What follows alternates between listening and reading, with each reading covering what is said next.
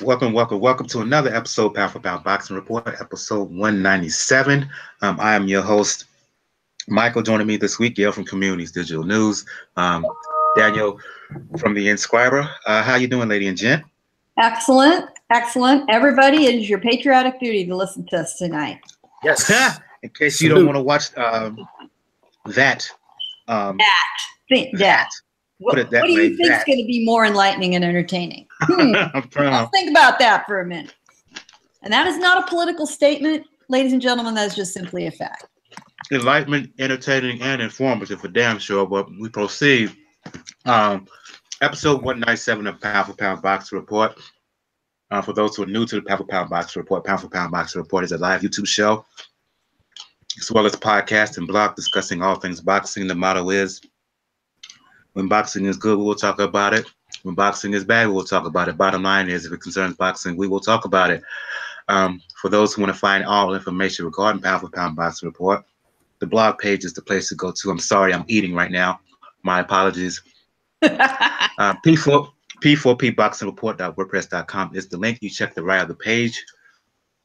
You can find the links for the pages and channels on G+, YouTube, Tumblr, Twitter, and Facebook, as well as links to where to listen to the show on SoundCloud, iTunes, Google Play Music, Stitcher Radio, Player FM over the UK, as well as Mixcloud. Let's get the show started tonight, recapping what went down last weekend.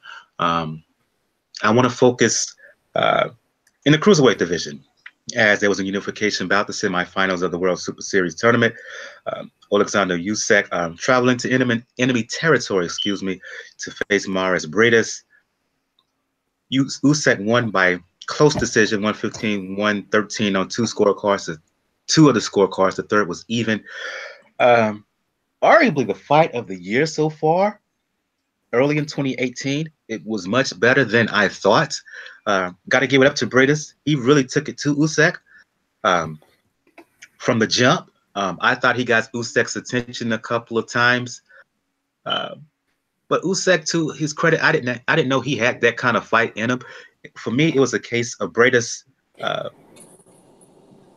testing Usyk, forcing him to answer some questions that he has never had to answer before. He made him fight, and Usyk stood there and fight. I had Briedis winning by a point, but I can understand why the judges went Usyk's way. I can't argue that much. I know plenty of folks who judged the fight had it split even down the middle. I go to you, Gail. Your recap of the fight. Very good bout. Very good bout. You introduced it beautifully, Michael. A surprisingly good bout, and surprising for all the right reasons. Briedis, wasn't given that much of a chance. I don't know what the published odds were. We need Gus for that. But most pundits said, no, Usyk's going to win this fight. After the first round, which a lot of people had Briedis winning on the scorecards, we all thought, wow, really? Commanding, confident, scoring. And he had the upper hand early. But what he made Usyk do was think and adjust, which he hasn't always had to do. And so the big question is, could he do it? He did do it. And that's what made it such an interesting fight. And both guys walk away looking good. There had to be a winner, had to be a loser, but it's one of those fights where it was really a shame that had to happen. Not that I would have loved a draw, and there were provisions. Interesting, there were special provisions just in case there was a draw, because this is a tournament. There was a fourth judge scoring who would have only been used kind of like an alternative juror in a jury in the United States. They would have used that judge had it been a draw. Turned out it wasn't, but it is really a shame either man had to lose, and neither man did, because I'll bet I can speak for the rest of the panel, and I'd love to hear if this is true, that we want to see both these guys, not just Usyk, but also Briedis again. That's how good it was. Indeed. I say Jacob has joined us from Jab Hook. Here's the thing for me. You're right, Gail. It is a shame. And I'll go to you, Daniel, next, and you can follow up, Jacob. it is a shame that it took place now. That this was a semifinal. This is good enough to be in a final. I don't care what tournament you're talking about, or even regular bout. Now I'll go to you, Daniel. The thing is, it was entertaining not because it was just a pure six brawl. To Gail's point, it was a lot of strategy.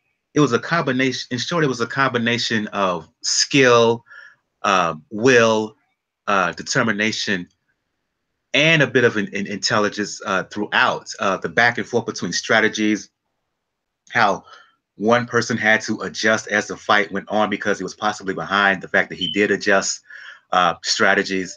That's what made it such an entertaining bout. It was complete in that regard, not just one form of entertainment, but if you like intelligence and you like a thinking man's fight, it had that. But if you like high action, it had that as well. First Daniel, then you, Jacob. It was very telling. I think the most of the expectations of that fight, it was mainly based off, first of all, Usyk's reputation and how Briedis fought against Mike Perez.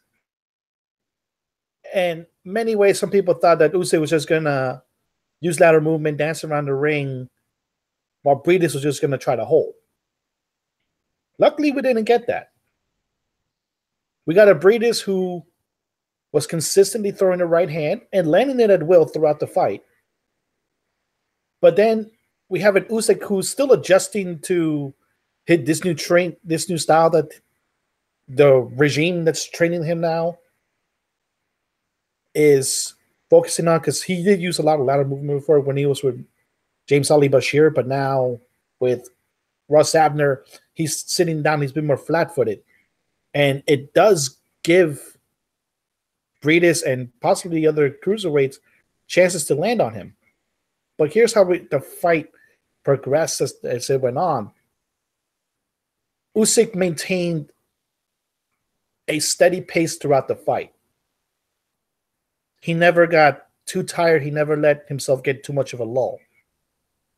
And when you go into the exchanges in the beginning, Briedis was winning those exchanges because he was landing his straight right throughout.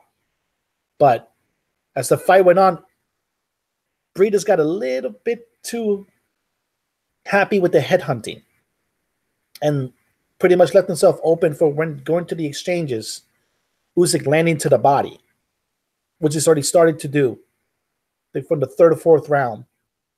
And throughout these exchanges, he kept landing a left uppercut that kept Briedis in check whenever he tried to throw too many counter rights. And it started as the fight went on. While Briedis was still landing that right, it wasn't as crisp, it wasn't as snappy, it didn't have as much force because Usyk took that out of him. It was a combination of the body attack and just the overall pace that Usyk was fighting in. And that's not something that you expected from Usyk to do. You expected pretty much Usyk to just try to outbox or outskill Briedis and not try to break his sweat. But this made Usyk adjust on the fly. It made him see that he doesn't have to do a lot of pitter-patter punches, but he has to do a precise attack to get the other guy tired. And ultimately, he was able to land enough of those and enough left uppercuts that in a fight that was in Latvia, Briedis' home turf, he was able to get a very, very close decision, a deserved decision. I would have been fine with 115, 113 either way, because I personally scored a draw, but it was a great fight going into it. And for Briedis, this completely changes your outlook on him from the Mike Perez to this fight. We have to remember that he can now be a reasonable challenger for the winner of this tournament. He can now be a reasonable challenger to the alternate in the tournament who's a real champion in Medvedev. And it's very reasonable to think that he might win those fights. So it's a fight where every one of those guys did better. It showed that Usyk can adjust on the fly. It showed that Briedis is a lot more than what we thought of in a Mike Perez fight. And as overall, it just shows how stacked the cruiserweight division is. On the negative, the thing that this fight showed me is that this talk of Usyk moving up to heavyweight sooner than later, that's a bit of a reach because imagine, while I know he has good leg foot movement, excuse me, I just can't see him in a possible scenario with a bigger guy who's forced him to fight that kind of fight, whether he would hold up for 12 rounds. I just don't. So for me, that just shows to me that he should stay at cruiserweight for the foreseeable future and hold off any plans moving up to heavyweight because I just don't see him being that successful there. I'll go to you, Jacob. Your analysis. Yeah, real quick. Thanks for jumping me in here. I joined the show late, but is everybody saying that they had Briedis winning? I had Briedis by a point. Daniel, I believe he had it for Usyk. I can't remember. Who do you have it for, Gail? Yeah, I would have had it the same 115, 113. The two of the three judges did for Usyk, but only because Usyk came on in later rounds. Early on, had they stopped that fight for some reason early, Briedis would have had it. Okay, that's interesting because I had it 8-4 Usyk. It was wow. Yeah, it was a good fight. I mean, it was a great fight. Potential round of the year with, I think, round 9 it was, where they were both just going at it. But what I will say is that I thought that Usyk, he hadn't looked that impressive to me since winning the championship. And in this fight, I thought he looked like better than he's ever has since was it Glowacki. But Briedis was a tough competitor. And he did some good stuff in there. But I think earlier point that was made, Usyk really put on the gas, later in the fight. And he was like really, I thought he was looking for the knockout myself. He was really putting it on Briedis. Briedis was, backpedaling, trying to, reset. And I do think that the strategy when you're fighting Usyk is to, drive him backwards. I wish Briedis would have maybe stayed in the pocket a little bit more and try to counter. I think Daniel said, or somebody else said also that, there wasn't a lot of body work done, which is something that I always think boxers should invest in, especially if you think a fight's going to go 12 rounds. But it was a great fight. Okay, like I said, I had Usyk winning, but I agree. Briedis would be a tough opponent for even a rematch with Usyk. Maybe he does a couple things differently, or anybody else in the tournament. And what's great about this tournament, what I liked about the Super, the Super Six some years back that Andre Ward won, and then now this cruiserweight tournament and the other tournament, is that we're seeing some really good matchups, and now my mouth is watering for this final that's going to happen. Not only the next fight again with Dorticos and I'm forgetting his name, but the other champion. What's this final going to look like? I mean, it's going to be a barn burner potentially. But really great fight. I'm glad that the judging wasn't because they were in Latvia. Was it Latvia? Yes. I'm glad. Gassiev is the other fighter you. Yeah, Gassiev. Sorry. Yeah.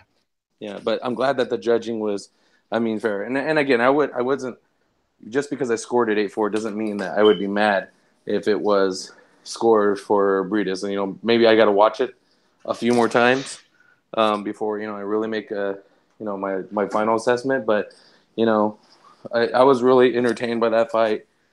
It's a shame that these fights aren't on some of the maybe Showtime cards. Like with some of these other fights, and it would get a little bit more highlights, because I think the other fights in this tournament were kind of like you had to go find them and do a little searching, which was a little bit disappointing, because I really think that this would bring more fans to the sport, because it was a really good fight. Well, and the last few were streamed, at least openly streamed, by the World Boxing Super Series. And this one, you had to scramble, and we all know where we found it. I mean, everybody was sharing the same link to the same Russian broadcast all around. Some more delayed than others. That was a crime. It was absolutely a crime. It's a shame compared to what we did get offered, which we'll talk about. There was no comparison. This was an outstanding fight. Nobody should have had to been scrambling around and trading links with their pals on Twitter and on social media to find this thing. A credit to Richard Schaefer for putting together the tournament as a whole, and the packaging is very good. The production is very good. Our pal Michelle Phelps does an outstanding job as the interviewer.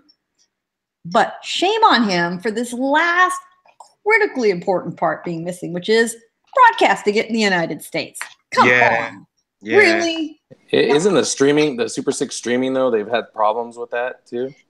They have, but one of the earlier bouts, it worked like a charm. So I don't know what the issue is. Perhaps it's issues. Dorticos last fight, it worked fine. That's the one I'm remembering. Well, it only went 2 rounds. Perhaps it's being in Eastern Europe, or some kind of technical issue. But explain that to us. I mean, we've all had technical problems with our various pieces of technology we rely on. We all have love-hate relationships with them. So just tell us straight up. Hey, we got broadcast problems. We don't have enough bandwidth, or maybe the issue is to buy enough bandwidth to stream the damn thing into the United States was beyond what was left in his budget. I don't know what the issues were, but it is an issue. This isn't negotiable. And I sure as hell hope we're going to get to see the Gassiev matchup coming up, but who knows? Part of it, I think. Question. Go ahead, Daniel. I'm sorry. Go ahead. I said part of it, I think, was when they made this tournament, they wanted it to be more regionally focused. So they obviously, with the vast majority of the cruiserweights, say for Dorticos and Mike Perez in the tournament, Dorticos is based here. Perez is based in Ireland. With everybody else being in Europe, they just focused mainly on the European channels. And then I think Schaefer was just hoping that Showtime would probably go and buy the rights because they want to fill up their schedule. Well, Showtime is a pretty full schedule right now as it is. So they should probably do something at least for the final, because it may be a little bit too late to do something next week. But he may have something set up for the final. Who knows? But as we say in the crisis management business, hope is not a strategy. That was just pretty damn stupid of them to do that. And as far as regional, Usyk has more or less lived full time in Southern California for the last 3 years. Come on. You see him driving down Venice Boulevard in his Gucci shades and his convertible Bentley. Please. One last question before we move on. Should it be stipulated that Briedis fight the winner, whoever it is,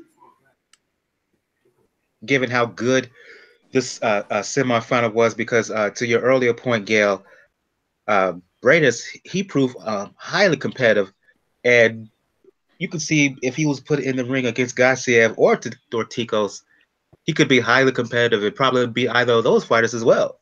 I do like the idea of, what would in theory be a consolation fight, but it would be a damn good fight.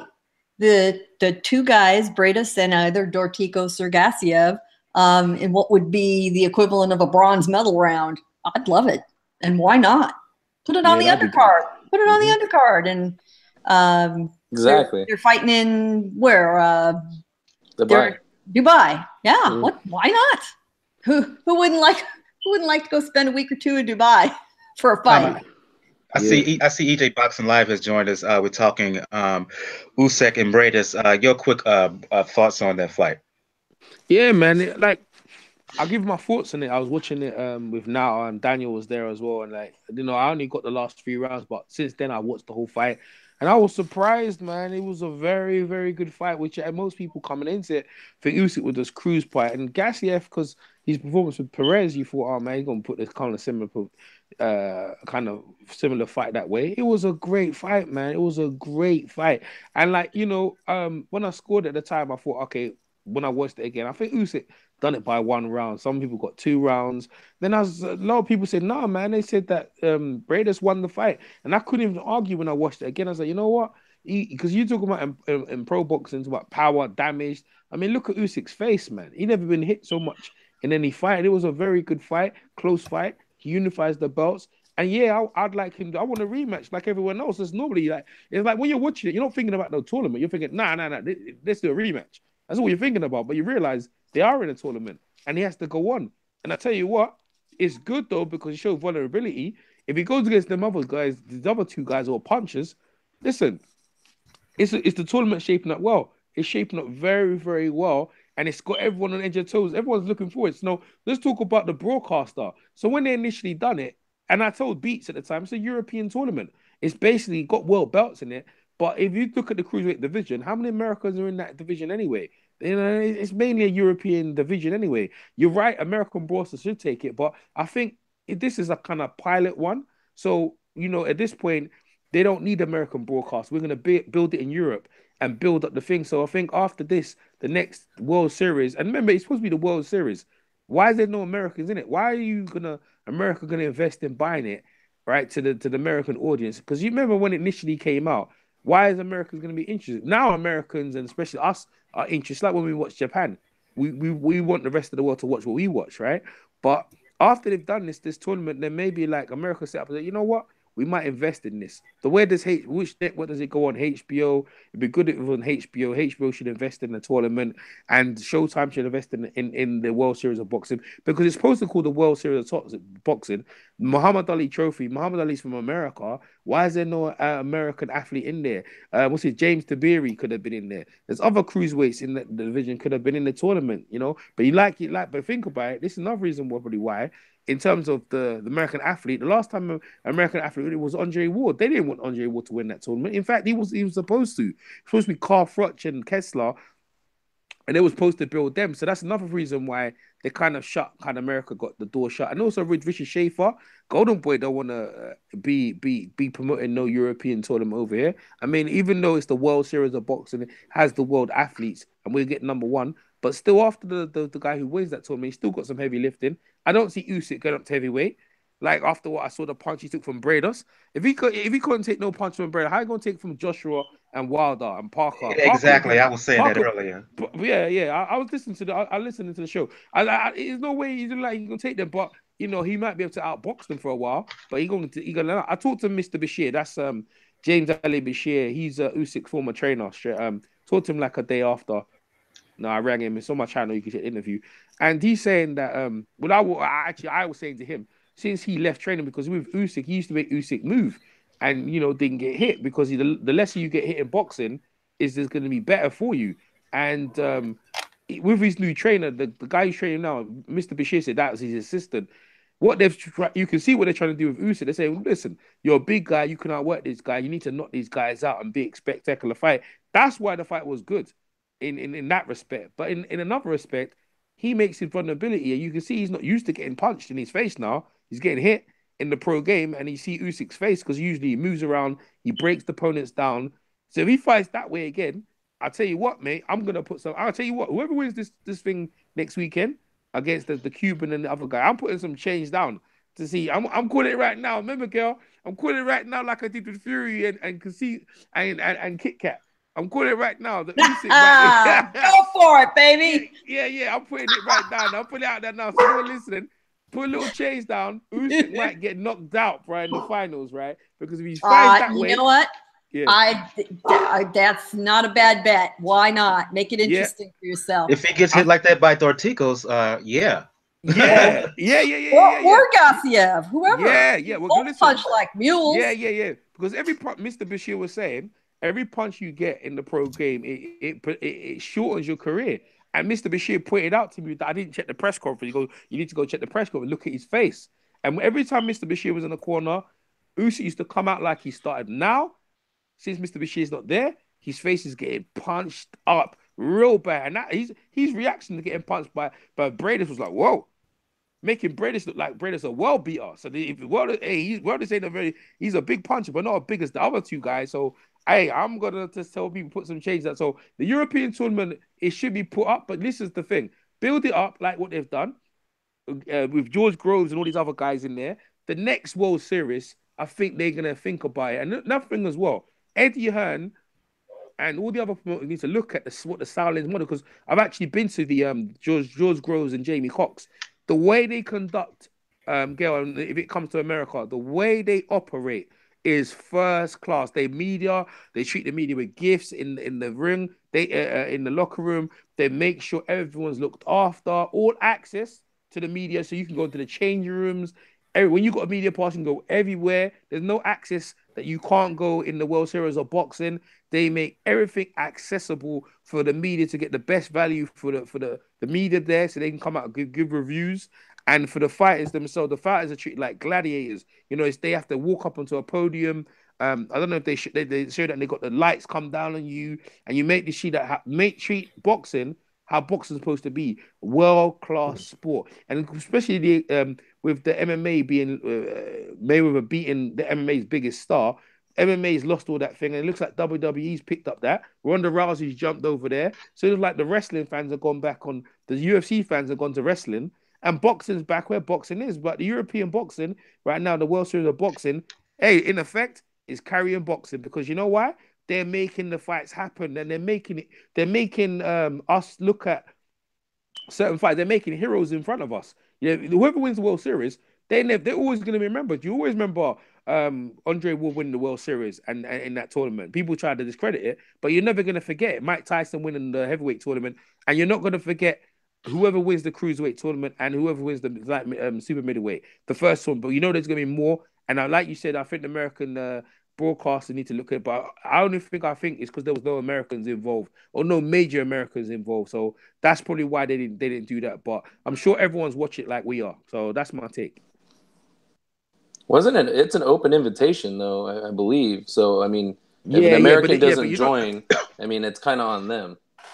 Yeah, it is. But the thing, but you got to look at it like in the cruiserweight division. How many Americans? Like I said, Tabiri, there's not many cruiserweights, and like I said to you, whole high profile guys are looking at it. Everyone's kind of looking to see, because the Super Six took so long, you know, and that's nothing as well. Like, I don't want to tie myself in the tournament and it's going to take out my career. But the money, how much you get? I think it's 2 mil or 5 mil every time you fight. Man, come on now. I think people want to get in there. You know, I think they might want to get in there. I'll tell you what, when America's involved, it'll open up the whole thing. It will open up the whole thing. Japan needs to be involved. You know, just have someone that represent every country. You know, and that's the problem is we have to be honest about this. Not an American cruiserweight good enough to compete in that kind of tournament. We have to be real about that. They didn't think Andre Ward was. We can say that, but we don't know until they fight the fights. You know, they bring when you step up a competition as an athlete, it brings the best out of you. You know, whether they're good enough or whatever, you have to see them fight, and that's the reason you get the opportunity. So until an American athlete enters, a young athlete, because Andre Ward we knew he won a gold medal, but we didn't know he was that good until you saw him fight. So we have to let them fight. And American athletes have proven their worth, that they need to be in the tournament, and a good one as well, to make that tournament get over. So that's probably why they didn't get involved, in my opinion, still.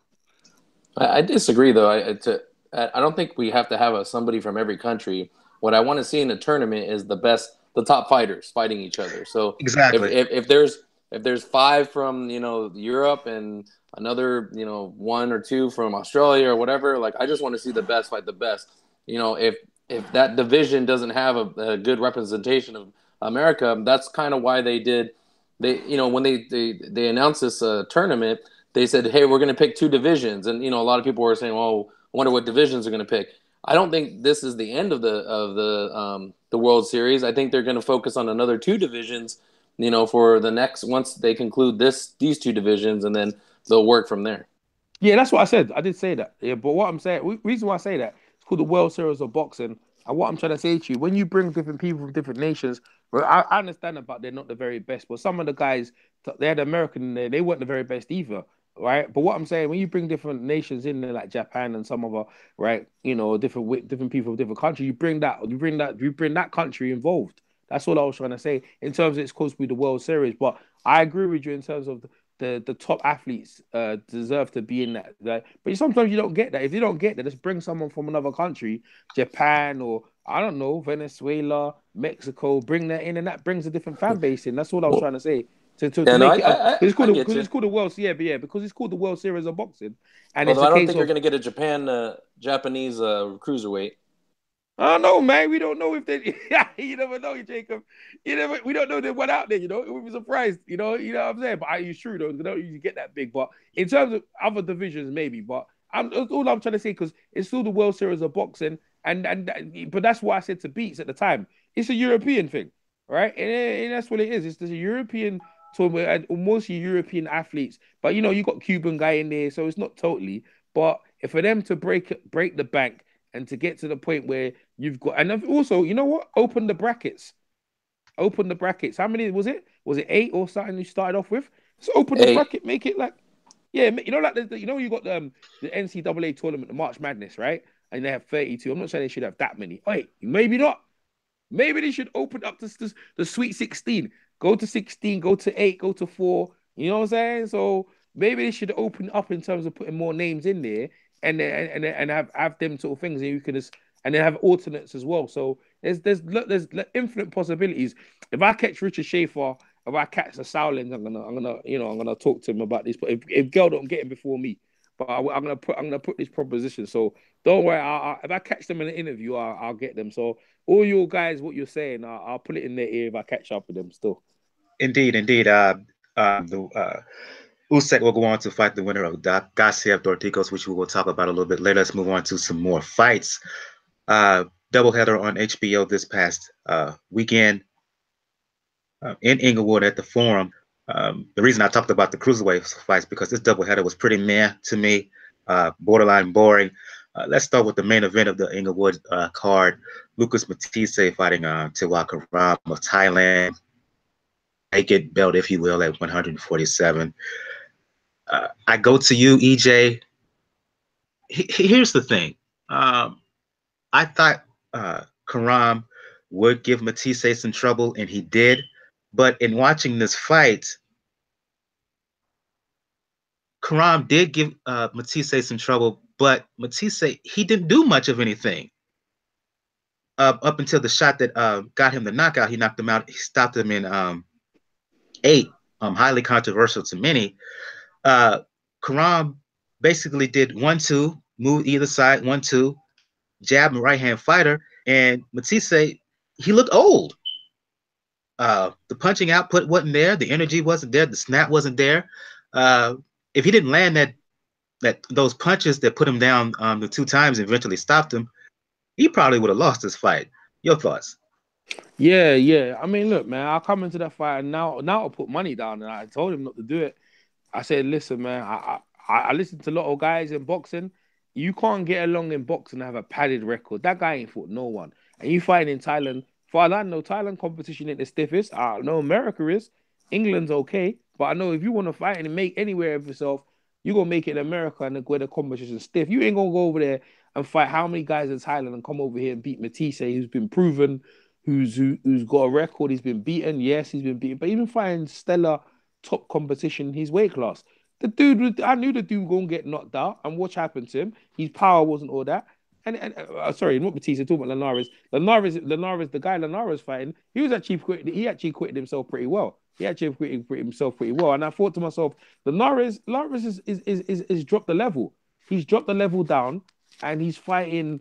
He's not fighting to what he is, and that's to do with Golden Boy. To maintain your level of how good you are, you have to fight higher level opponents. And maybe Lomachenko, he fights him, he might step up. But it was compared to what you saw in the cruiserweights, it was never going to be. It's never. If we saw Linares fight that fight, then maybe we get excited. But that fight was just a one-sided beatdown, and it's just easy, man. It was easy for Linares. Linares needs to he needs someone to make him great.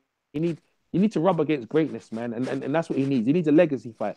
And until he gets that, you're going to see more of that with Golden Boy. We had enough of seeing these layups, man. And that's what it was. It was an old-fashioned layup to the basket, make it easy, score with 2 points with no defense. It was easy for Linares. Another payday, another what you call stay busy fight. And I hope hopefully Linares gets a defining fight. And if his game, I can tell you what, you're right about his level. If he keeps fighting them guys' opponents, man, he's going to find himself in deep water. I'll tell you that for now. Go to you, Daniel. Your thoughts on the Matthysse Kiram bout. Were you as suspect of the way the fight ended as many in the aftermath? I wouldn't call it a dive, but I ended up wondering what was in that jar. Because as soon as they took away that jar, it took 2 Matthysse lefts to drop the guy. But it doesn't take away from the fact that, yeah, Matthysse wasn't throwing as much as he normally is. And wasn't landing as clean as he normally does against a guy like Kiram. Now, let's not completely dismiss the guy as far as the skill set. Muay Thai does have some boxing in it in its foundation. So, there's still good fundamentals to be had there. Now, the problem, unfortunately, is people expected this fight just to be a showcase where Matthysse knocked him out in the first round and to get on with the day. As for the Linares fight, I'll talk about it later, but the Matthysse fight, that's going to be an interesting tell because this was for the belt that Lamont Peterson gave up to fight Errol Spence, which now makes Lucas Matthysse technically the mandatory for Keith Thurman. Now, Matthysse didn't mention Keith Thurman in this fight, but there's a possibility because, unfortunately, the other 2 fights that he mentioned, one is not going to happen, and then the other one is going to be tough to make unless it's up to Freddie Roach.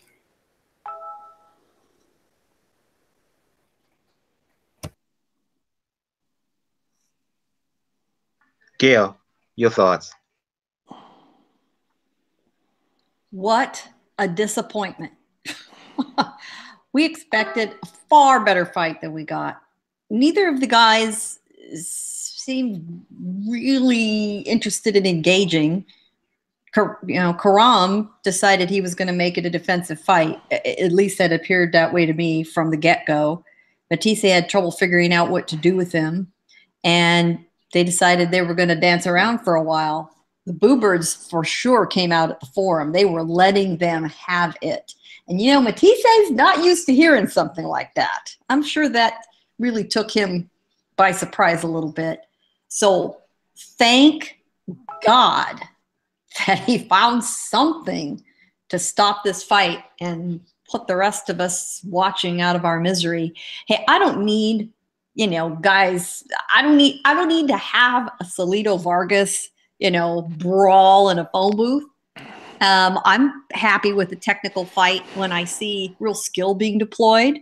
I mean, guys were being, let's compare it with the Usyk and Briedis fight. Well, there is no comparison. Those guys weren't, punching each other's lights out. There was a lot of craft involved, and you could see the give and take and the back and forth. This was just, it was a glory, both fights were in essence a glorified sparring session. And people were paying to see that. At least they got a knockout at the end. And yes, don't we all want to know what the hell was in that jar? Now, if you read any of the coverage in English language papers in Thailand, the Bangkok Post in particular, they were sort of outraged on behalf of their countrymen that he would be accused of cheating by using whatever the hell that was in the jar. Apparently, that's a fairly common thing to have these little bomb jars of inhalants in fights in Thailand. It's permitted, and it's something you see in Muay Thai. Now, I didn't know that, but after the fight, trying to figure out what in the world was going on, there was a lot of discussion about, well, apparently his corner not being experienced in any kind of bouts outside of Thailand. They didn't think anything of it. And it's essentially smelling salts. It's ammonia and, alcohol, and it's supposed to, give you a bit of a slap upside the head. So, the California State Athletic Commission sees this thing. They're going to rule on, whether there's any sanction. It's sort of a moot point. Kiram got KO'd, and I don't think he'll be back anytime soon because it wasn't an entertaining fight. Yeah. Now, interestingly enough, here we have this discussion of potentially Matthysse versus Thurman. I'm not quite sure that's a makeable fight if he's a golden boy under the golden boy banner, but stranger things have happened, I suppose. I was extremely amused by several people who said, hey, let's make a fight between Matthysse and Marcos Maidana. Because, he would have to lose weight now to get down to that weight class. Have you seen Maidana? Have you seen Maidana? Yes, I have. He's a bona fide heavyweight, man. Yeah, dude is living well. The comment was, that's a super heavyweight right there. Really have to lose a lot of weight to get down to welterweight now, but it looks like the Stay Puft Marshmallow Man. Oh, you know what? Maidana, let's go off on this tangent. Maidana is having the last laugh on every damn one of us. He was smart enough to take some risks, make some big money fights, invest it well, and then say, hell with all of you. I don't need to get beat up anymore for a living. I've got my ranch in Argentina. I can sit down here and party and eat steaks every day of the rest of my natural life. I've never been hit too hard. I'm not going to have any brain or CTE or Parkinson's issues, and I'm not going to risk it. Peace out. And come visit me anytime you want. That man is a genius. Good for him. His younger brother's still fighting, Fabian, who's pretty good. He's just a little inactive. But Marcos, that guy figured it out. And good for him. Good for him. I applaud him. I will stand up and honor him for how smart that man's been anytime. But yeah, don't you think that's a riot? We're talking about Matthysse versus his countryman Maidana. Maidana ain't coming back, man. Forget that. No. He ain't coming back. Absolutely not. And he has no reason to. I was very disappointed in Matthyse's, I don't know what his sluggishness was due to on Saturday. Age. Well, it had to be because objectively watching him in workouts and just looking at him, he looked like he was in phenomenal shape. But or how many of us wonder whether or not he was concerned about having his eyes injured? Maybe, but it's something. Kiram was so simplistic in his approach. Yeah. Speaking to what EJ spoke earlier, he should have been easy to solve. He should have been easy prey. I mean, he should have just muscled him into a corner and had at him, and it would have been over quickly. But whether he was worried about taking damage to the eyes and didn't feel like he needed to do that, and what was a tune-up fight, who knows? But we all have to remember at the end of the day, everybody involved, there are people out there, hardworking people who spend their money to go to these fights, and you shouldn't be jerking them around if you're not going to deliver what you promised. Go to you, Jacob. Your thoughts? Not much more I can say about it. I mean, to me, it was a disappointing performance. But I thought, for me, Matthysse had his chances to become, top dog in the division. And he I don't know if it was mental toughness or strategy, but he can never do it. And so even if he were to get these fights, I don't think that he wins them. you know, especially if if he's worrying about his eye or he's not focused on the fight, then he's already, in my opinion, he's almost down, you know, to a better opponent because he's not focused. So, you know, I think Matthysse's time has come and gone, and you know, I'm sure he'll get more fights, and I'm sure they'll do more showcases for him because he's with Golden Boy. But I'm not expecting much from him, and the only thing I heard differently, I'm not sure if you said it, Gil. I know you said it was I heard it was some type of herbal thing in the jar, or that's what they were claiming, some type of herbal, I don't know, remedy or something. That was the question. That's how they answered the question in the ring Saturday. You know, like, what the hell is this? Well, these are just some herbs, but it's real common in Thai fights, especially Muay Thai, to use what's essentially a balm version of smelling salts. It's probably, you know, it seems like a fairly, you know, obvious conclusion to me that that's what it was. And never having had a fight outside Thailand in boxing under American commission boxing rules, that it didn't occur to them that, you know, it wasn't permitted here and didn't think to ask. You know, it's one of those, I don't know what I don't know. And they bring it out and the commission says, whoa, wait a minute. What are you doing? And, you know, they'll test it. They'll tell us what it is. Hopefully we'll find out what it is. And truthfully, because their guy lost, it kind of doesn't matter at this point. It was just one more bizarre little incident in the evening. I did think it was kind of funny that the ref took a big old whiff of it, though, before knowing what it was. Yeah, like, no kidding. You know, think about that. You're right, Ro. Kais just, you know, put his nose right down. It's like, what is this? So you imagine if he'd smelled it and passed out. Jack Reese was sitting in the audience. He would have had to get up and finish. I see Scorsese has joined us. We're talking Matthysse and Kiram. Your thoughts quickly. That was ridiculous. I mean, it put me to sleep, and then I literally all the way to bed, and I woke up to a headline saying some weird stuff had happened. Went back and looked at it, and it was some weird stuff, and that's what you get when you make those kind of fights, put that kind of fight on. You know, weird stuff happens. Guys that maybe shouldn't be there. I don't know, man. HBO got to get together. I don't know where Matthysse goes in the division. That wasn't impressive. Kiram was able to go wherever he wanted to go. And like you said, it's pretty basic enough to just put me completely to sleep. But yeah, you know, I guess I'm glad they put Linares on first. That's all I can really say. Speaking of Linares, let's move on to that fight. Look, I've said before in talking about the fight last week, speed, hand, and foot would be the difference. It proves to be the difference in this fight. Linares winning by comfortable margin, 118-110 on two scorecards, 117-111 on the third.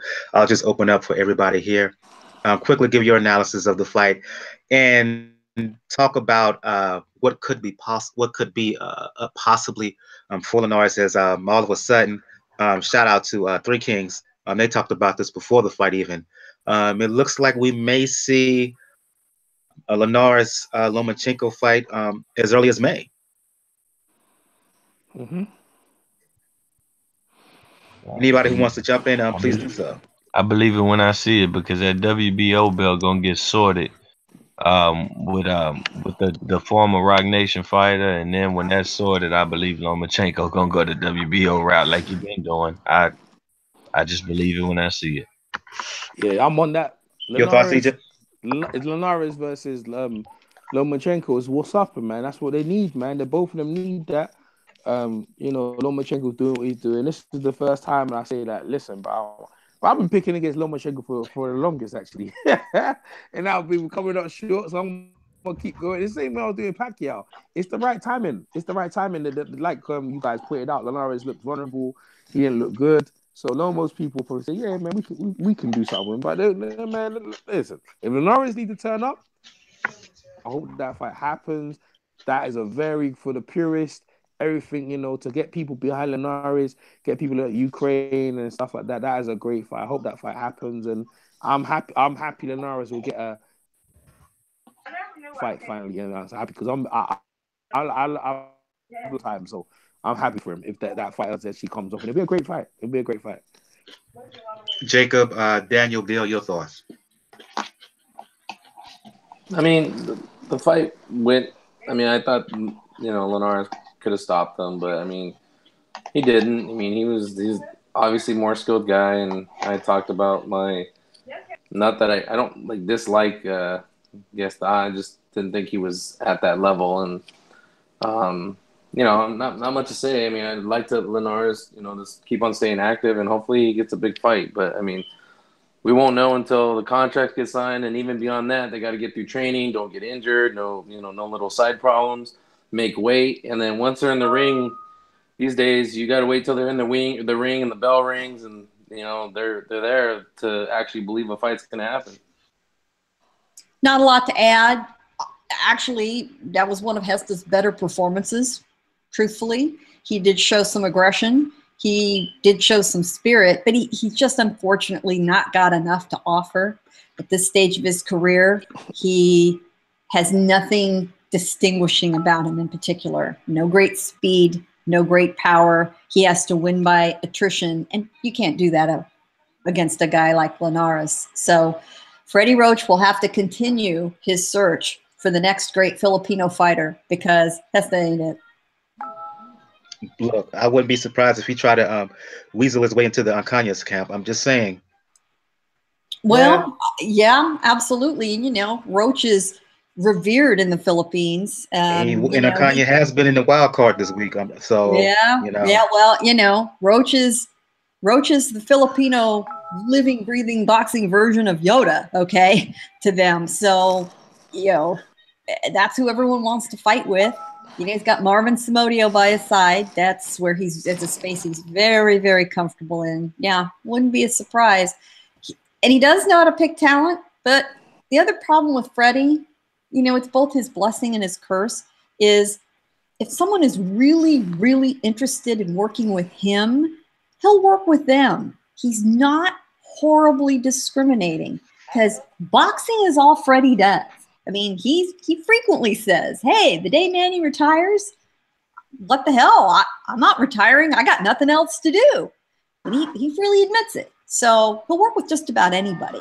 But it doesn't mean that he's picked somebody necessarily because he sees them as, the next generation Manny Pacquiao. He doesn't. He is good enough to give anybody who's willing to work hard their time. There's a certain fighter that we all know how much I love. That's the one and only guy he's kicked to the curb because his work ethic sucked. And we all knew who we're talking about. And I'm shutting my own mic off right now. Daniel, your thoughts? It was a fight that mainly was stay busy. Linares pretty much was on cruise control for like the first 3 rounds. He started getting serious in the middle ones. I'll give Gesta this credit. He has a pretty decent chin as far as withstanding the volume of punches that Linares kept throwing. And still countering at times of that, but we knew what we were getting in this fight. It was a stay busy fight. It was something that Linares needed to do because he wants Mikey. He wants Mikey. He wants Lomachenko. He wants a unification with somebody before moving up to 140 as well. And we know how that normally works sometimes with the way this division is. Obviously, we know what Robert Easter's out there. And the WBO is going to be Ray Beltran's belt pretty soon. So they might get something about that. But I do feel bad a little bit for, in a way, Freddie Roach, because he is in the long search for the next Filipino fighter he can mold. But there's only one Manny that you can find, and there's not much you can do to rebuild from that. You have to find young guys that you can rebuild on because, like it or not, outside of that, there's not a lot of prospects that you can say ready-made right now that are in the wild card full time. And remember, we all thought that probably a few years ago that Marvin Somodia was going to be inheriting a treasure chest, and it keeps looking emptier.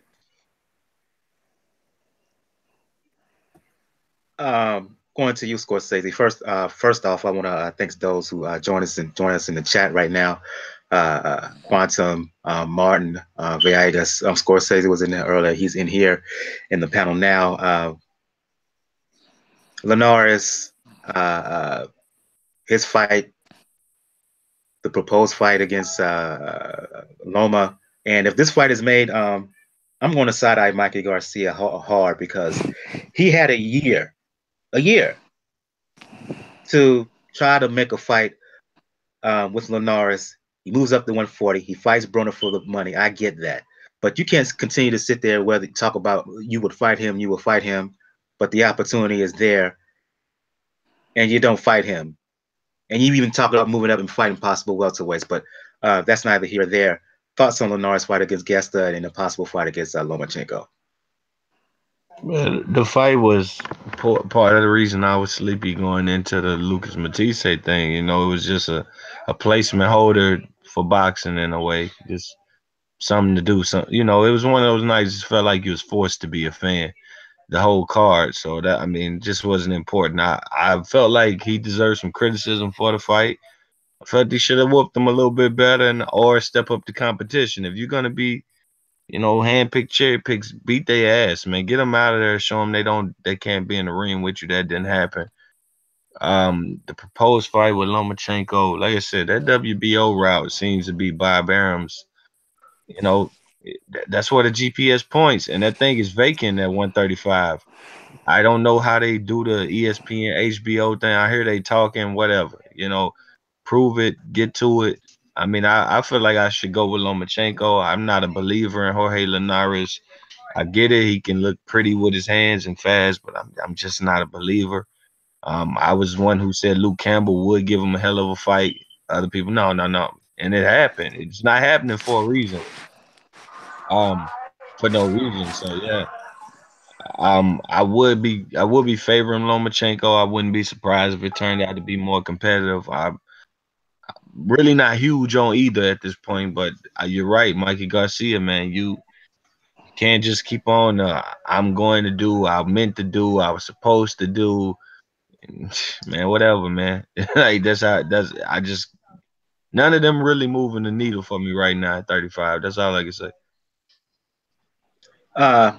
Let's move on to some news here. One main news story for the week. It was announced yesterday formally. We will indeed see. Yo, what's up, Umar? We will indeed see a rematch. Umar. Who you talking to in the background, EJ? Not much, man. What's up? Let me have to mute him. Talking to, yeah, okay. Yeah. He lost my train of thought. Yeah, main news for the week. It's official. Canelo Triple G. The rematch is going to happen in May at a site to be determined. I'll just open it up here. Your reaction to the rematch is happening. Well, I'm glad we're not waiting another 6 months. It's the most makeable fight for both guys. It's the biggest money fight for both guys. The announcement was a little strange. You know, it came piecemeal, sort of via social media. HBO sort of belatedly sent us all a release. And from my understanding, they weren't really planning to announce it quite this way. But Oscar De La Hoya, I guess, jumped the gun and accidentally posted something, video or might have been a promotional announcement that he wasn't supposed to. At least that's what I'm told. And everyone said, oh, shit, oh my God, whoops. Oh, well, I guess it's out there now. We got to just own up to it. They don't have a venue. Leading candidates, you know, still going to be the T-Mobile Arena in Las Vegas. That's where they can make a lot of money. They have no problem selling the tickets. They don't have to paper it. It'll be full. You know, there's an outside chance that it could be in Los Angeles. A lot of us, And one of my sources at HBO said to me candidly today, I would love to see this at the Forum this time. I just don't think that's going to happen. This is one case I would love to be wrong. And I know, Jacob, you agree. But there's also a tiny, way out in the weeds chance it could be somewhere like New York or even somewhere like Arlington, Texas. But put your refundable hotel reservations in either Los Angeles or Vegas for this. And we'll hear about it probably in the next week or two. I'm going to open up for everybody else here. Thoughts on the fact that we're going to see this rematch sooner rather than later?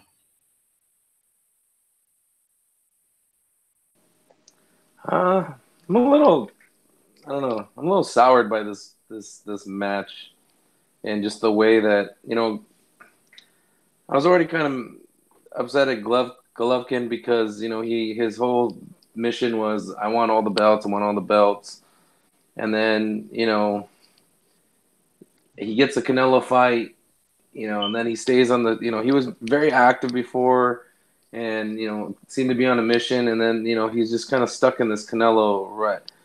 And money talks, man. Money talks. And I know, and I'm not gonna begrudge him and make some money and, you know, retire, and, you know, he's getting older and whatnot. But to me, I'd rather him just say, "Hey, I just want the money," like Mikey Garcia or whoever, saying, "I'm just looking for big fights, big money. I don't give it, you know, I don't care about the belts."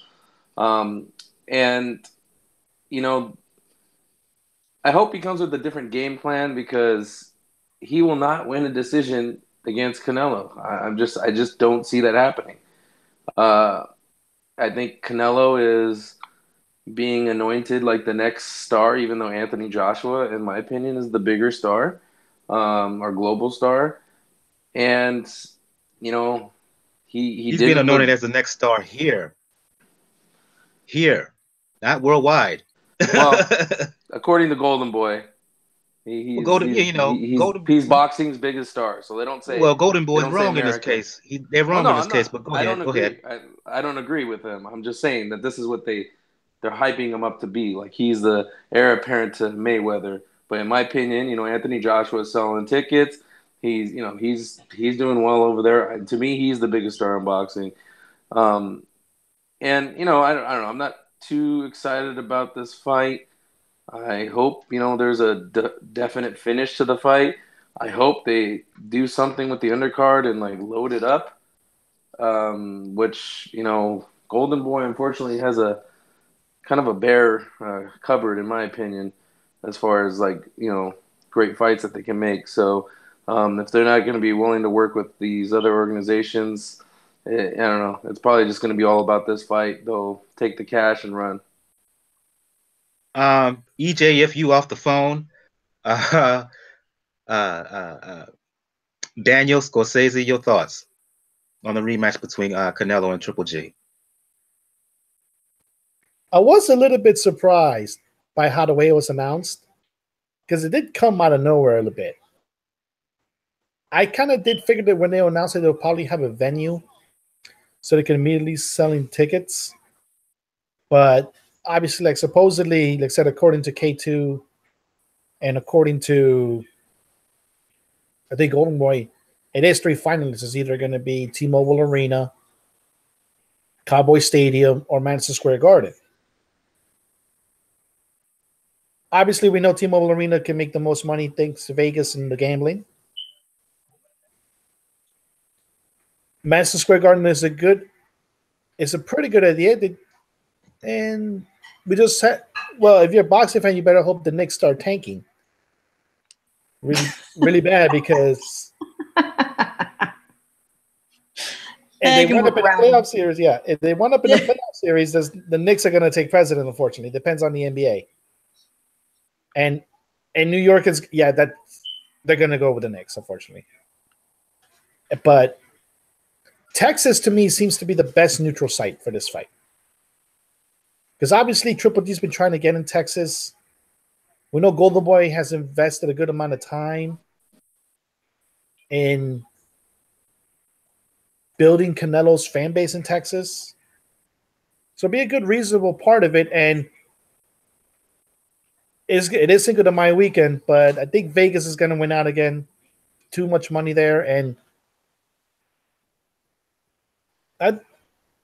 hopefully it'll be more definite this time though, because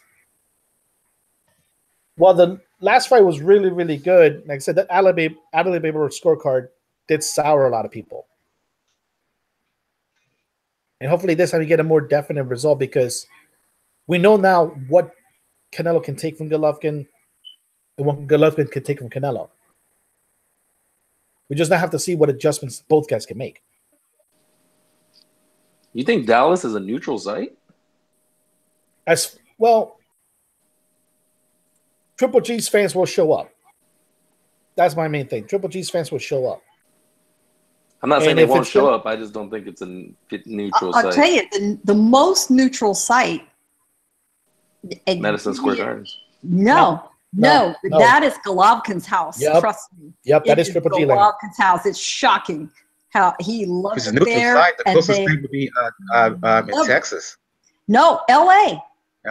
You know why? Because the fan base there is 50-50. Half of them are the Mexicans for GGG crowd, and the other half are the Canelo crowd. Truly, yep, that is, as far as neutral ground where you guarantee selling tickets, that's the place. But the promoters do give up some money to do that. New York is Golovkin's house.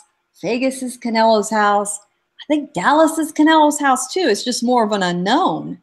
But the Forum, the LA venue, is where it would be truly neutral. But I think the likelihood of it just going by default to T-Mobile because it's easiest, it's a known quantity, that's the way it's going to go. I think that we can also be fairly sure, thanks to the Nevada State Athletic Commission, that the Bird family might be on an extended vacation that weekend. I don't think they'll be anywhere near Vegas. Scorsese, are you excited, soured, indifferent? Your reaction? Maybe indifferent. Just the fact that you gotta pay if you want to see Canelo fight 2 times a year, $140, plus tax. It's kind of getting old. Like, beat somebody, earn that. I guess, but fans determine that. How many you have? I guess he wouldn't do anything different than any other fighter is doing.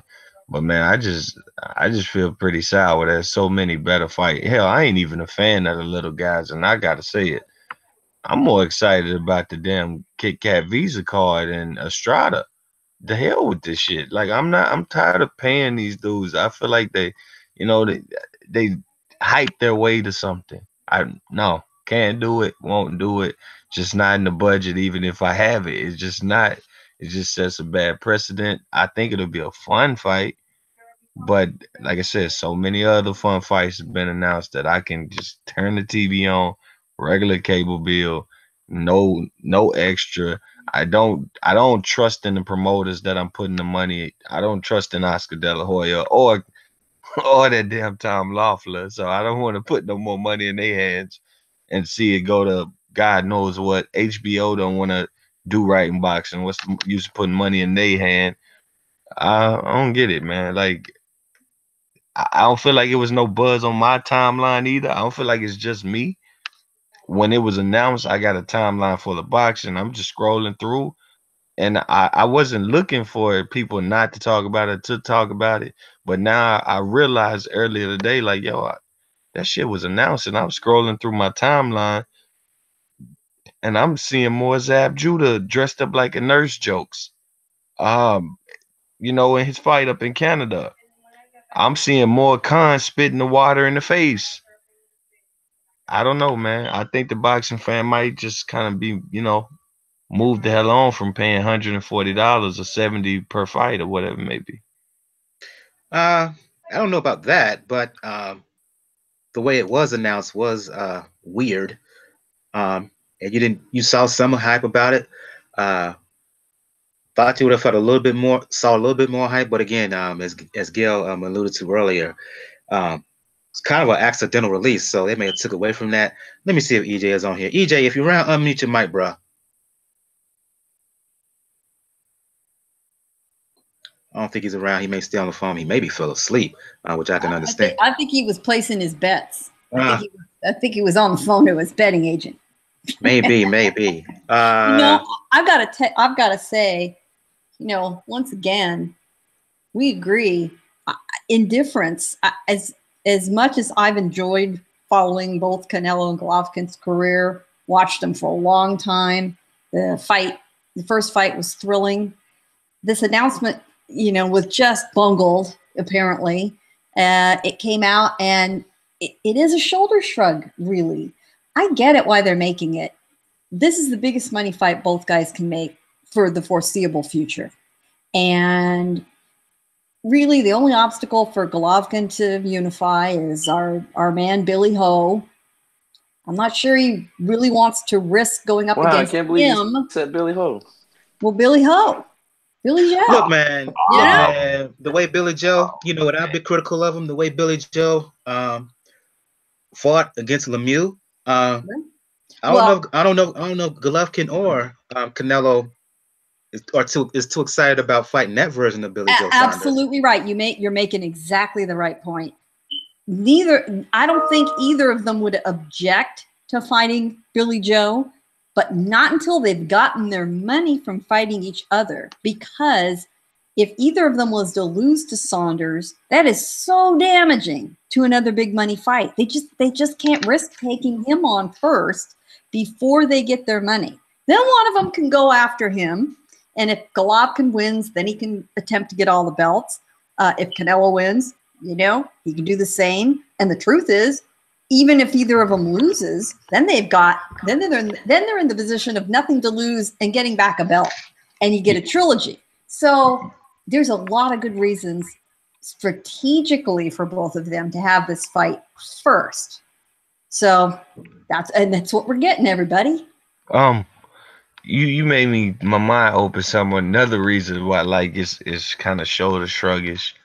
Like Canelo, like you said, Billy Joe, I wasn't thinking toward the future, but maybe I'm not thinking toward the future because Canelo shows you what he'll do if he'll win. He'll drop some belts. He'll ignore what you want, and they'll be okay. And for the most part, his fans are okay with it. And it's just like, okay, you're selling me only the right now, and boxing can progress after this. And then with Golovkin, they're already saying you're old. We don't know what we're gonna do after this. They're not talking belts no more. They talking about maybe the winner, or sometimes they even mention retirement. That ain't how you promote a fight. I mean, I don't know. Maybe I'm wrong. Well, the talk I'm hearing, other than I want all the belts, they decide that they're just that Billy Joe is just too big an obstacle or too big a threat or whatever they decide it is. He's got another avenue, which is the long-standing talk about him going up to 168. So he does have that alternative in his hip pocket. But I think he's going to move up to 168 whether he wins or loses. I think you're right. I absolutely think you're right. I think that's at the end from a strategic standpoint with him and being able to start over with a whole new, fresh array of faces and, I think that's absolutely strategically the best way to go if you're him. It's the timing of these fights and the money and the players involved and how you move the chess pieces around. I mean, honestly, whether we're all thrilled about it or not, and I never thought I'd see the day when I agreed with you and said, oh, I'm maybe not that excited. They had to play the pieces they were dealt, and this is the best they could do, whether we all loved it or not. I don't think it's no excuse for Golovkin and Billy Joe Saunders not to be in the ring before, because the middleweight tournament won't be satisfied or before. I mean, after this fight, they still have another way to go. Billy Joe Saunders, win or lose, super middleweight. Yes, you're right. Win or lose, like dog, you gotta fight Billy Joe. Win or lose, you gotta fight him. He done signed the fight in your home country. You got people calling him a hoe, and he's like, nah, I ain't your hoe. Come get some. You got that fight. It's a good money fight in the UK. You already did it with a welterweight. When it comes to a middleweight, don't change up.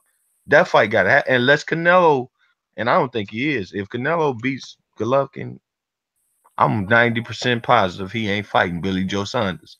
So I'm putting it on even a loser. You'll still be hot. No reason for this man not to get in the ring with Billy Joe Saunders by the time his middleweight career over with, win or lose. And there's Charlo You too. talking about Golovkin, Well- Billy Joe. Well, Billy. Well, like Gail said, Billy Ho has to be the one to step it up first because he's had opportunities. You've seen what happened to him, and ultimately, though, there's also other roadblocks. You have a rematch with Daniel Jacobs that is reasonable. You have Jamal Charlo at the WBC mandatory at the moment. So there's some obstacles there, but in the meantime, considering the fight that Saunders has now, I'm not surprised that he's going to probably go back a little bit to the safe route in the UK, probably at the Murray, maybe even fight O'Sullivan because it'll be guaranteed fights for him in the UK. Let's move on and start to close down the show by previewing, what's going down this weekend. I want to focus in Texas, Corpus Christi, to be exact, on the 3rd, Saturday, ESPN card doubleheader. Zero Ramirez fighting Habib, Ahmed defending his WBO super middleweight title, Jerwin Ancajas versus Israel Gonzalez defending his IBF junior bantamweight belt. The question is, I'm going to open up for any and everybody here who wants to respond. What do you consider the tougher fight?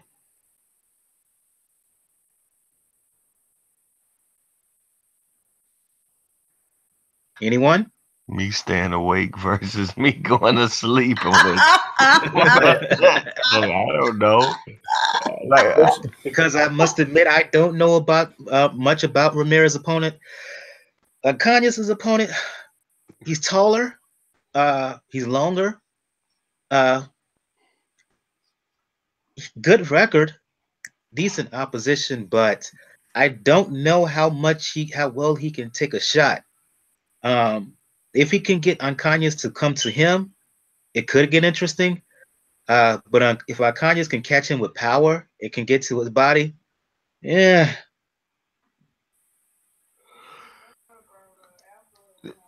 Is the Habib is he a step back from the Philly like guy? I say, I don't know much about him. I can't find much video of him. Why not sign the damn rematch? Why not rematch Jesse Hart? I mean, nobody was high on that fight going into it. It turned out to be okay.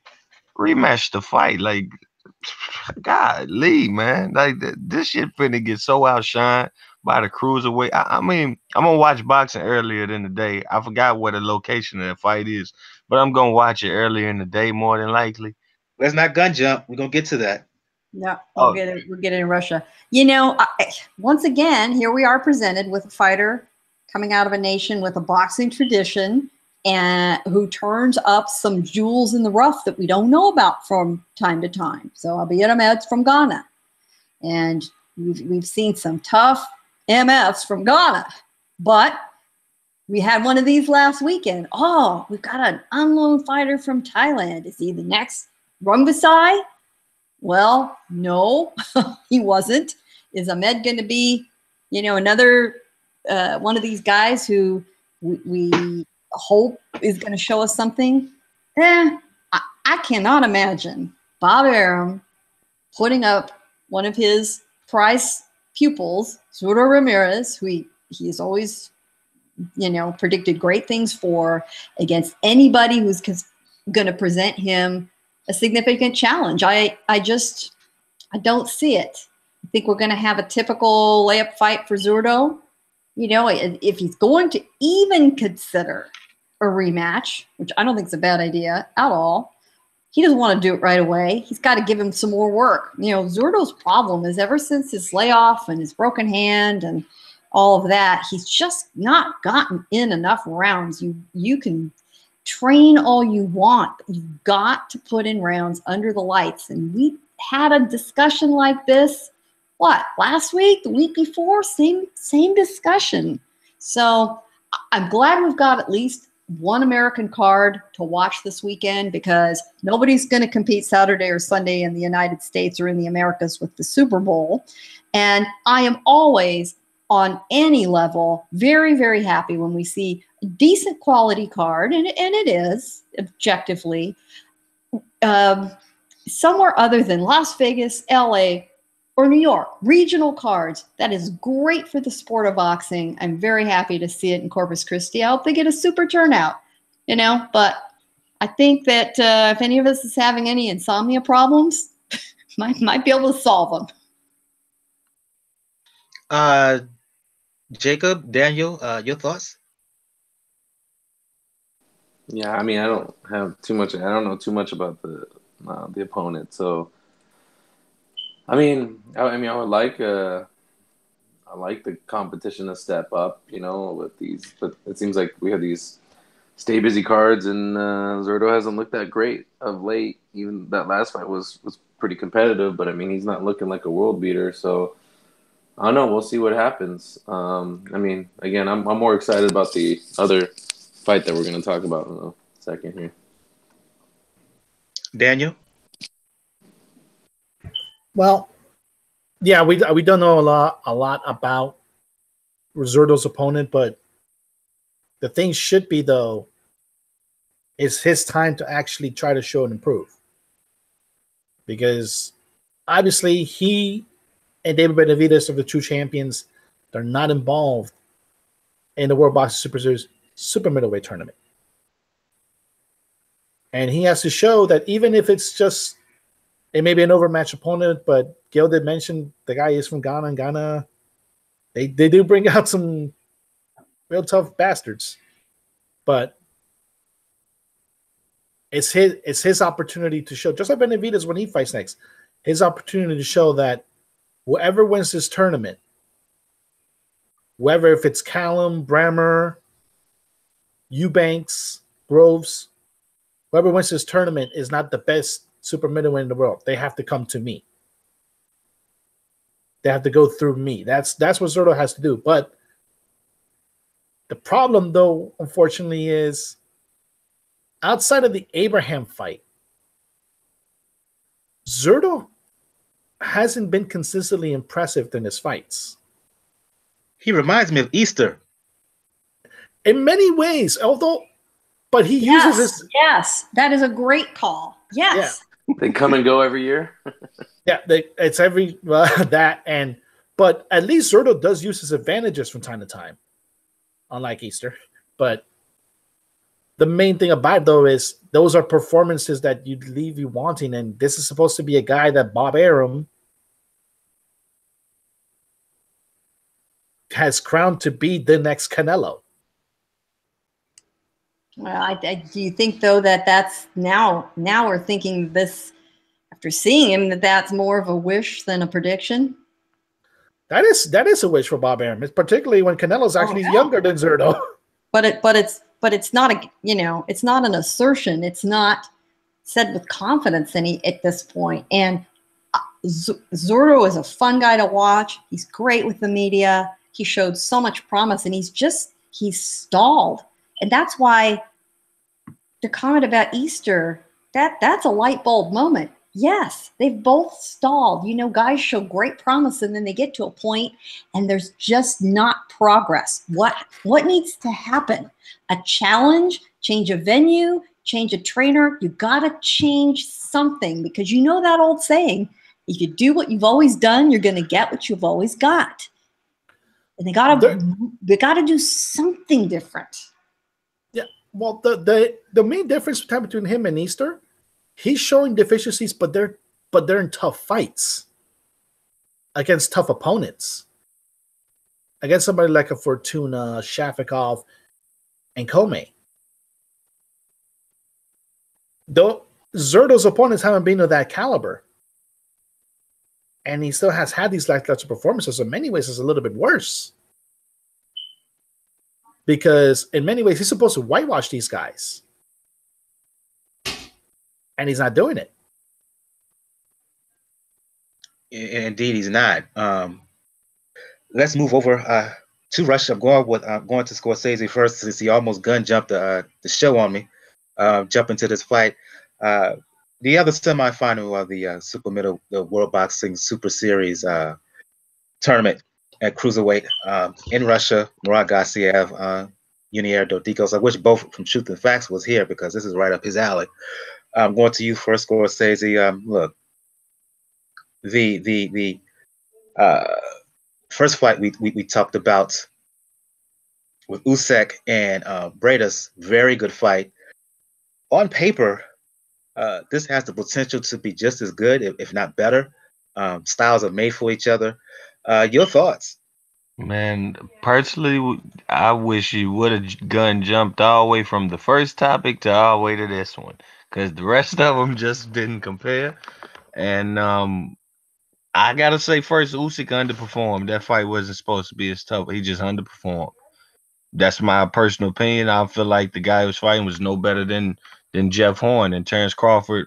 You know, I feel like he might go in and show you how to handle that and get that done fairly easy. I can at least give Usyk this.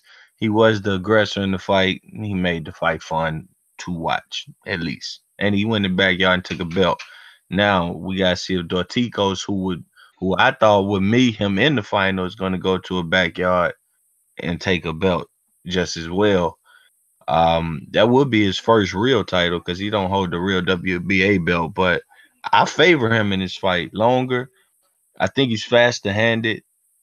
He fights tall too. We talking about fighters who don't fight tall. He's definitely one of them that can do that. I love the fact that he does not leave out the body like my brother Usyk was doing a few times in this fight. He attacks it straight, right hands, hooks. It doesn't matter. He gets there. You know, sometimes when he punches, a lot of people claim he's open, but one thing I will give him this: when he sees punches coming his way, you know, them hands get up there pretty quickly. He is a good counterpuncher. He does pretty much everything pretty good. Kind of slow-footed at times, but I mean, I also like Gassiev. Gassiev got a motor to him. Showed you that lead hand combination. You get the an uppercut, left hook. That take a little skill to do something like that, and he got it. But I think he's meeting a puncher for the first time, and not a Lebedev who, you know, doesn't have the size, that was fearful to go to the body for whatever the reason, even though he was a smaller man. I think this time he's gonna get more work than that fight. And he's not gonna come. It could be close, but I think Dorticos pulls this one out. Go to you, Jacob. Your thoughts? This is a tough one, man. You know, Dorticos really impressed me in his last fight, but again, it only went a couple rounds, and you know, it's hard to say, you know, if we got to see enough of him in the fight to see if he's, you know, how for real he is. You know, he's got the 21 KOs out of 21 fights. You know, it's exciting. You know, this is the finals is going to be one hell of a final. But if I'm just looking at, you know, the matchup, I think I'm going to go with Gassiev. If he can weather the early storm from Dorticos, I think he can, you know, potentially, you know, get into his rhythm and, you know, put Dorticos down. But, you know, I wouldn't be surprised if Dorticos pulled it out. I you know, not to upset. I'm not trying to upset Bo if he's listening, but, you know, I know that's his guy. But, you know, at the end of the day, I just hope it's a good fight. You know, I hope it lives up to, you know, the hype, and I think it will. I hope it's just as good as the fight we just saw. And, you know, hats off to, you know, them making this cruiserweight tournament. You know, they got a lot of good fighters in this tournament. And, you know, we spoke about it earlier. You know, the loser of this fight and, you know, Briedis, they can fight on the undercard of the Fight and Divide. And you know, then those two winners fight each other. I mean, there's a bunch of different matchups that you could do that I think will make some exciting fights. Daniel. Oh, this is going to be a fun one. This is going to be a fun one considering what we saw from Dorticos in the last fight. It's going to be a difference because unfortunately Dorticos, it has been, I'm sorry, Bo, I have to say this, but he has been known to be chinny. And we know Gassiev can pack a punch. He did almost kill a guy. So, but at the same time, he does tend to use his height and reach, and he has to use that reach. Dorticos, because I think his power comes from his right hand being fully extended, not like a short hook. He needs to have a full extended right hand to have the full power to punch, and that could keep Gassiev at bay a little bit. But like the man he trains with, Gassiev keeps everything at a good pace. He does know how to work the body really well, and he knows when he hits you once he's got you hurt. So it's going to be an interesting fight. And one reason I'm going to look over to because whoever wins presents two completely different game plans for Usyk in the finals. If it's Gassiev, then Usyk has to prepare for a guy that's going to come forward, is going to give him the same type of shots that Briedis gave him, but in better condition and with more power. And in Dorticos, you're going to have a guy who you know has power, but will legitimately try to outbox you. So there's a lot of good scenarios coming into this tournament. And as much as I like Gassiev, he's a real good fighter. Like, he has good fundamentals. Something tells me Dorticos is going to take this one. Before I go to Gail, let me get my prediction. I'm going to predict that someone's getting knocked out. I know a lot of people will favor Gassiev, but I'm going to spoil the apple cart here. I'm going with Dorticos. I say he gets him out there sometime before 8. I just think he's a power puncher who fights at range.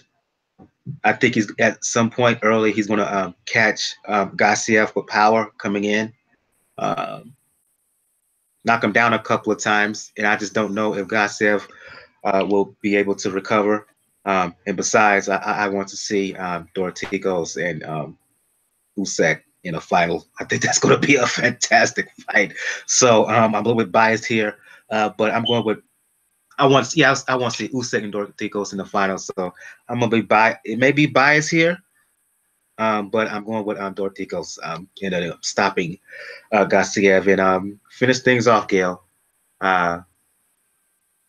Gassiev, Dorticos. Your keys. Who do you have winning? You know, this is exciting, partially because it is a tough one to call. Both guys have their own skill set. It's going to depend on which guy can deliver when it counts. And we both know that despite all of that, they both also have the puncher's chance to put someone's butt on the ground. And that could come out of nowhere, no matter how badly one or the other one is losing. It's not a matter of how good a chin you have when the guy hits you that hard. And of the two, I mean, they both punch like mules. I mean, there's no question about it. And as many people know, and if you don't, we're going to say so, Gassiev trains with Abel Sanchez, who trains Gennady Golovkin. And I remember seeing Gassiev very early on in his relationship with Abel. I hadn't seen him before at that point.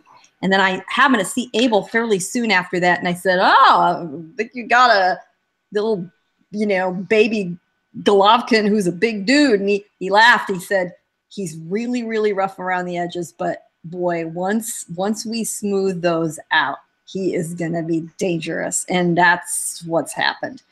I think that Gassiev, if he's going to knock out Dorticos, it's got to rest on that body work. And he has learned that relentless body punching style that these guys practice up at the summit with Abel. And he has got to unleash that and be patient and let it do its work. And a lot of guys are too impatient or too afraid to get in there too close and let that happen. If Gassiev will lay down the foundation with the body work, then he's the guy that can knock Dorticos out. The truth is, I'm with you, Michael. In the final, I think that Usyk and Dorticos would be the more entertaining final. But I think Gassiev and Usyk are going to be in the final. So I am going with Gassiev. But nobody who's a fan loses no matter what happens in this fight. I think I skipped Jacob. Hope so. Your thoughts, Jacob? Your thoughts, Jacob? No, you didn't skip me. I went right before. Okay. Let me go. Let me have a go. Okay, finally you're back, EJ. We're talking Dorticos and Gassiev. Your thoughts? Yeah. Man, that's gonna be a great fight. I hope everything what Girl says is what happens.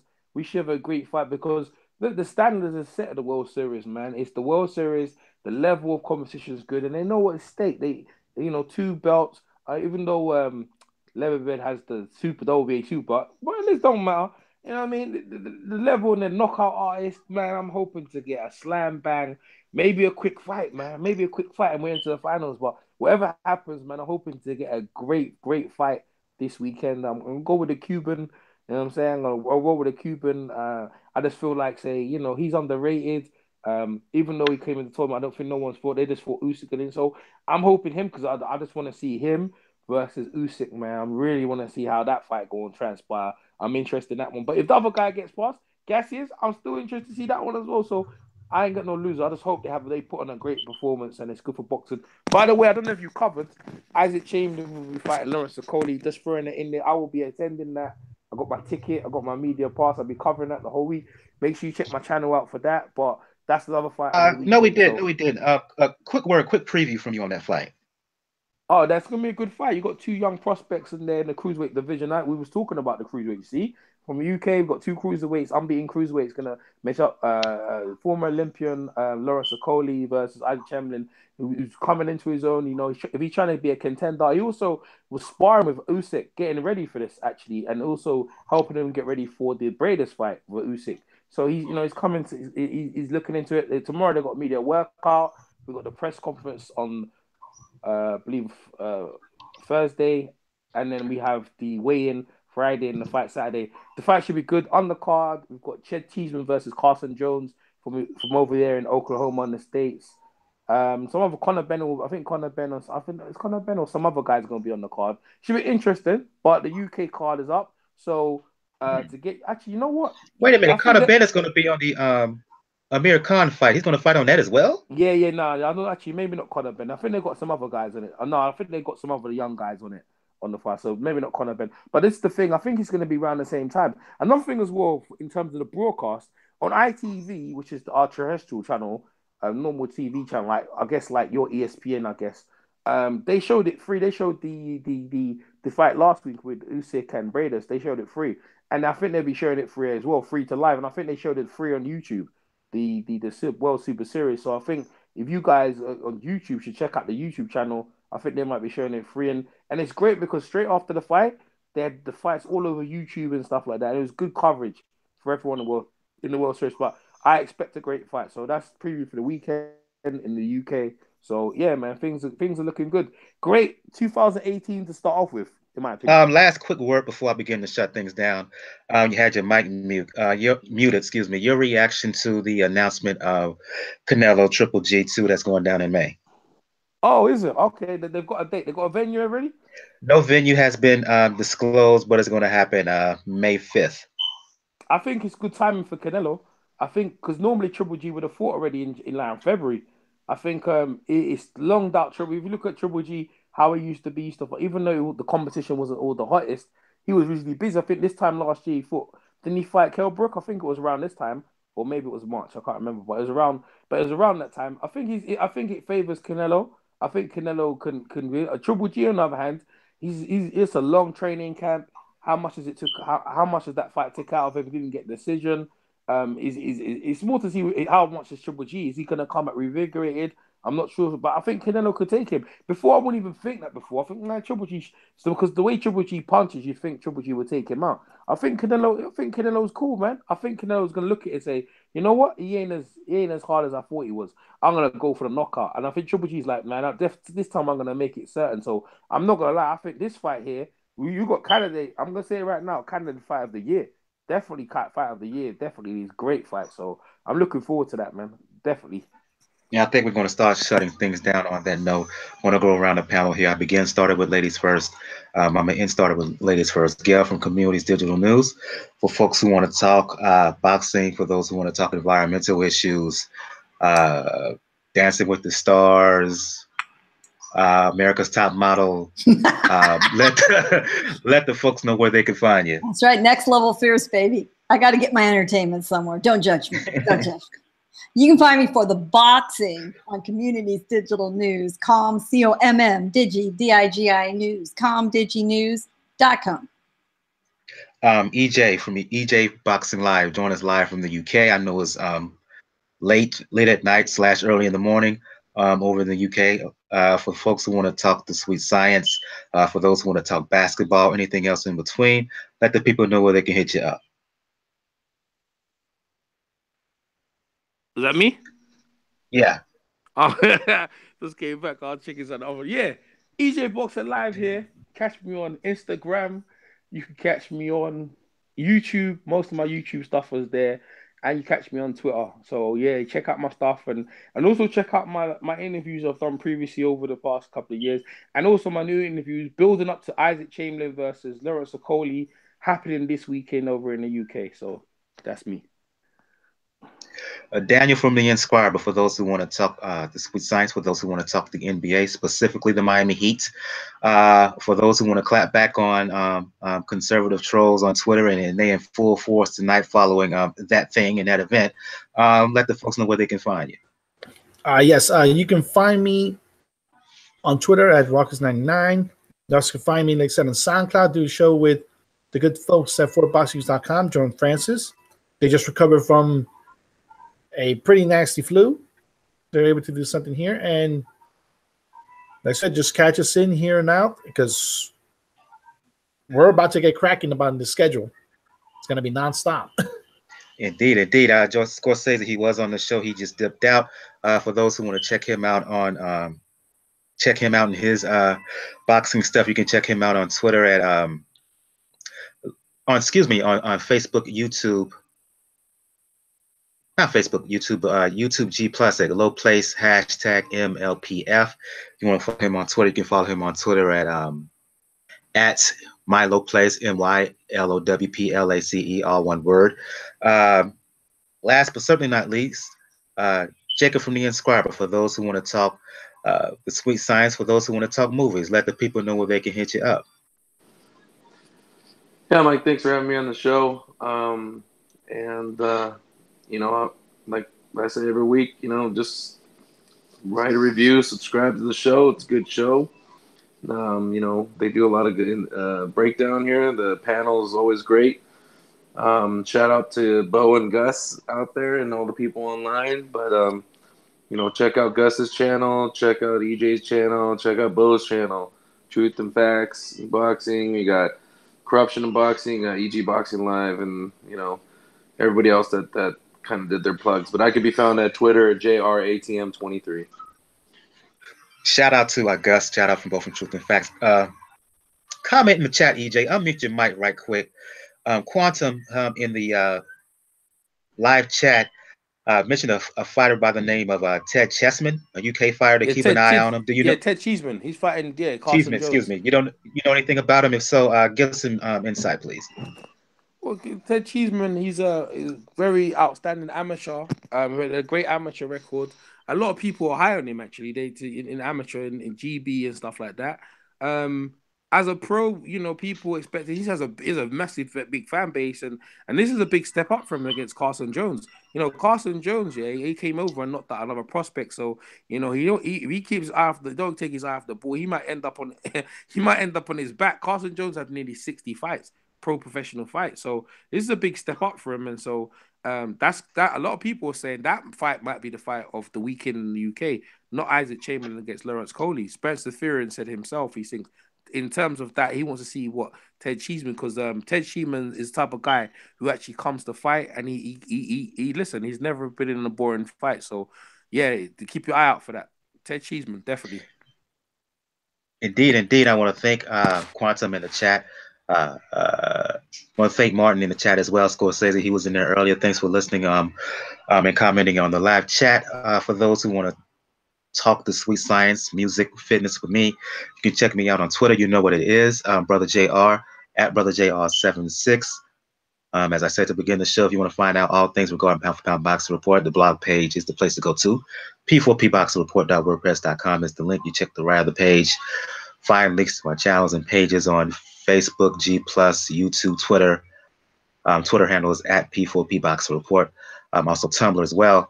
If you also check the right of the page, you find links to where to listen to the show on SoundCloud, iTunes, Google Play Music, Stitcher Radio, Player FM from the folks over in the UK, as well as Mixcloud. On the next episode of Pound for Pound Boxing Report, we would do a recap of Ramirez, Ahmed. We would do a recap of just of the Ancajas Gonzalez bout, as well as the Gassiev Dorticos bout, and we would do a review, a recap of Diego Higa, who we did mention on the show tonight, but Higa, very exciting, promising flyweight champion, WBC version. He's defending that belt against Moises Fuentes, in Japan, and we will also do a preview of Miguel Burchelt. He's returning to the ring. He's fighting in Cancun, Mexico, fighting a guy by the name of Majali. So we will talk about all those bouts. So yeah, for Gail from Communities Digital News, for Scorsese, for the homie EJ Boxing Live, Daniel from The Inscriber, Jacob from Jab Hook. This has been episode 197. I'm your host, Michael. Everyone have a good evening. Good night. Good night. Oh, let's not forget, Miguel Roman returns that next week too. I forgot. Indeed, and I forgot about that. Yeah, Miguel Roman. So check him out. Again, everybody have a good evening. Good night. We will see you next time. Good night.